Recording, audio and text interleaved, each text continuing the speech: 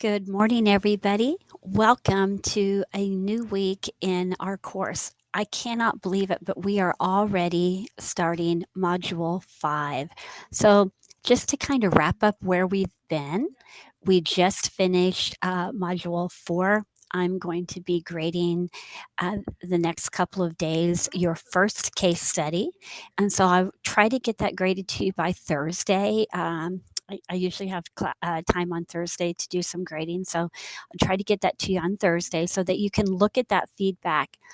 I want to make sure that you know that I put feedback at the end of the rubric, but I also put feedback many times within the rubric. So make sure that you look within each of the criterion on the rubrics, because I spend a lot of time putting feedback in the rubric. So make sure that you look at all the feedback in the rubric. Okay. So I'll be doing that. And so for module 5, we are going to be, I can't believe module 5 already. You're halfway through, more than halfway through. We're going to be looking at vocabulary, and you're going to be reading chapter 7 in your book on vocabulary. For your discussion, as we've been doing in other chapters, you're going to be modeling a vocabulary strategy. Now, make sure that it is for vocabulary, not for another reading component, okay?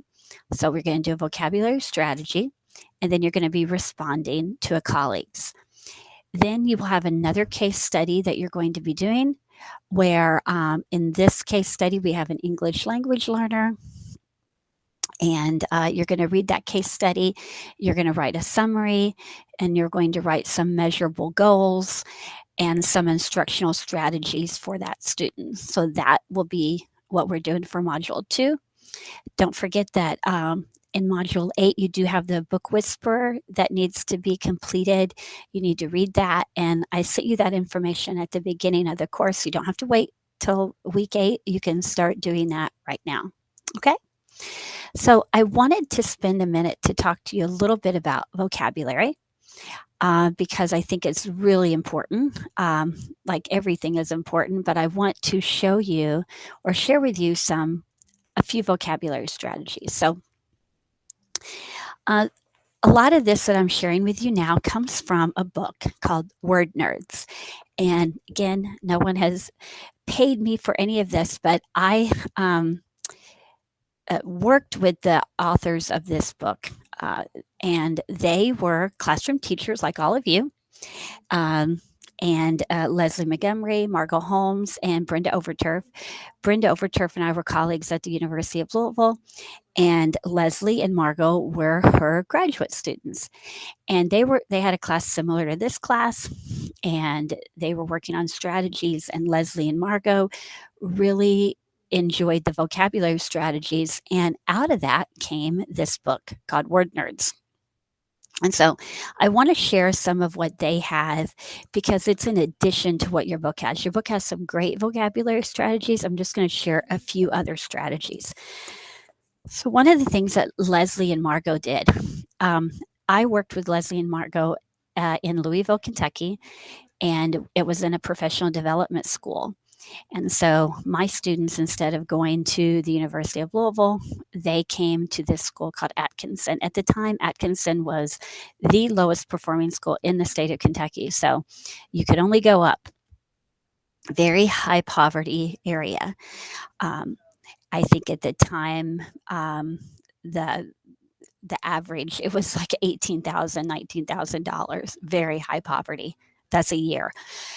So and we know what research says about vocabulary and poverty, that many students from high poverty backgrounds lack some of the vocabulary um, necessary to really be successful in school. Doesn't mean that these students can't learn vocabulary, it's just that they haven't been exposed to it. So, as a school, Atkinson decided we really need to step up our vocabulary. So these are kind of some of the steps that Leslie and Margot did at Atkinson that was pretty successful. So I wanted to go over that with you.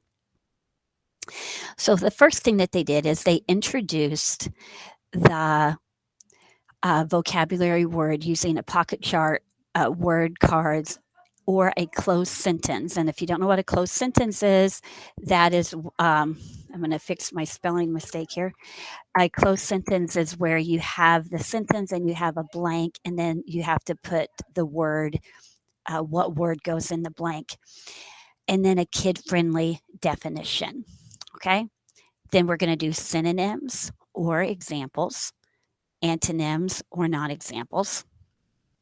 Then we need to spend some time practice using the word with whole group and small group activities. Practice using those synonyms and antonyms. We're going to engage in whole group activity to celebrate the vocabulary learning. And then we need an assessment. So an example, if I was going to, if my vocabulary word was the word avoid, I would say that the definition is to stay away from someone or something or not use something. It's a kid-friendly definition. A sentence might be, it is a good idea to avoid his example because he is always in trouble. So you're going to teach students that the sentence should help you to understand what the word means. Don't let them opt out with saying sentences that do not help you know that they understand the meaning. You're going to help them come up with synonyms. A synonym to avoid might be dodge or evade. An anonym to follow someone, to encounter someone. You could even have the students draw a picture or an illustration. Also, you could think about idioms or sayings that use that word. So they might have heard the expression, you need to avoid him like the plague. So you would add that on there. So each week you're going to have a set number of vocabulary words. So if you can see, it's kind of hard over here, but I have a chart back over here and I have some words up here. And so imagine each week you might have maybe 10 different vocabulary words you're going to be studying. Maybe you could even say 8. Let's say 8. I only have 4 up here. So my key vocabulary words are ambition, prosper, settler, and belief. Those are my key vocabulary words. In green, I put the synonyms or the examples, and in red, I put the antonyms or the non-examples. So ambition is my key vocabulary word. Examples or synonyms might be aspiration or goal. Non-examples or antonyms, apathy or indifference. So now the kids not only know their key vocabulary, ambition, but they also are learning aspiration, goal, apathy, and indifference. So instead of just learning 8 vocabulary words, now they're learning an additional 32 words because we're learning synonyms and antonyms for those words. So you're going to do some kind of chart like this with your key vocabulary words every week. Then all week, you're going to use those vocabulary words in lots of different activities. So here are a couple vocabulary activities you can do that maybe you haven't used before. So let's say one of your key vocabulary words is, I should have used ambition. You could put ambition on a lanyard and write it on here. I happen to use the word apathy. So the word might be apathy. So all of these words up here, ambition, aspiration, goal, apathy, indifference, all of those you would write on lanyard, on little cards, and you would put on the students' lanyards like this. So your students are walking around with lanyards with vocabulary words on them. And then throughout the day, you're going to be asking them to use those lanyards.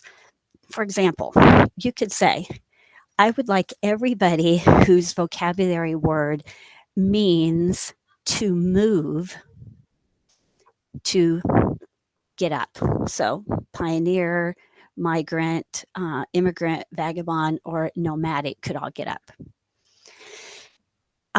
You could have opposites line up. Our entire school used these. And what was nice about this is if the kids were at recess or lunch, you could talk to the words about this. You could talk to the kids about their vocabulary words. These got changed every day. So they would get a new vocabulary word on their lanyard. So lots of different ways that you could use the lanyard. A couple of other strategies that I want you to think about. It's really important that you have the kids think about vocabulary at a higher level of thinking. So many times we just do low level vocabulary thinking and it doesn't stick with kids. So these are a couple of strategies that you maybe haven't thought about before. This strategy, and this is all in Word Nerds, nothing that I came up with myself, is called word color. You give your students a word and you have them shade with a color. You could do crayon or a colored pencil, a color that will help them remember what that word means. Now, here I have the word segregate. Segregate is shaded in red. Why? Well, a student could say, when I think about red, I think about bricks. Bricks form walls, walls segregate people. That's why it is red. So you see the higher order thinking that's involved here? Swift is in black. Well, I raised 3 sons, and I know one thing that they know that are swift are ninjas, and ninjas always wear black. So it's going to be shaded in black. I want you to think for a minute. If I had the word flourish, what color would you shade flourish and why? Think about that so the students could shade that. Another way that you could draw a word is to have them draw the word and then write the word in the drawing. This may be kind of hard to see, but my word is indecisive. So I tried to draw a picture with a question mark. This is supposed to be somebody's brain thinking of all these different ideas. And I put each letter indecisive to show that this person is trying to think of what to do and they can't think. They're indecisive and all these brain activities kind of going out there. So this is a card to have a picture in their mind of what the vocabulary word means. Now, when you get done teaching these vocabulary, of course, you need to assess it. You need to assess these words. It's also important to celebrate the words. So, a couple things that you can do to celebrate is, and I actually do this in my college classes, is just get a little Dixie cup and you can cheer a word.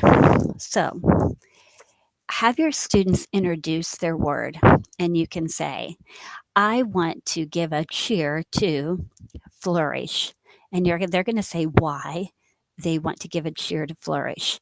I want to give a cheer to flourish because flourish has succeeded, has grown, has outdone what I thought that flourish would do, and started out as this little seed and just has grown and grown and grown. So let's give a cheer to flourish. Give them little Dixie cups, say here, here, and have a little drink, maybe bring apple juice or something like that. And you can celebrate the vocabulary learning that your kids have done. So that's a little bit about vocabulary. I hope that helped. And again, vocabulary is anything should be engaging. We need to think about higher order thinking skills of getting kids to think about this, about vocabulary.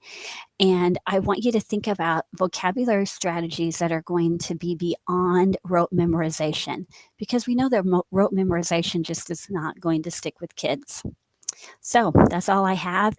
I hope you guys have a great week learning about vocabulary, and I will talk to you soon. Thank you.